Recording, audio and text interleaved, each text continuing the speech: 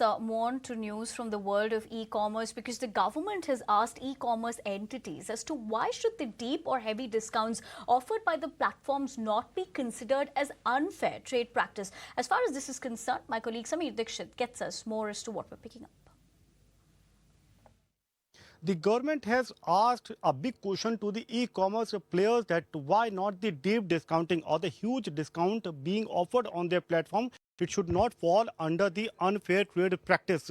Basically, what we are getting to know from our sources that on this big issue of deep discounting, on the huge discount being offered on e-commerce entity, the government chaired a very important meeting with the representative of the key e-commerce entity. And the meeting was held to get the answer of two big questions, that if this sort of discounting can be offered of even up to 60 or 70%, then why not the MRP should be quoted, it should be rationalized, it should be very justifiable, MRP should be displayed on the product, or it should be offered to the customer. Secondly, if such deep discounting is there, it creates a kind of a scenario where the sentiments of the offline trader or business it get hurts, and why it should not be protected. So on the basis of these sort of questions, the government chaired the meeting and has sought a detailed response from the e-commerce player, that what they have to say, what they have to reply on the deep discount and the other lucrative offers being offered on their platform.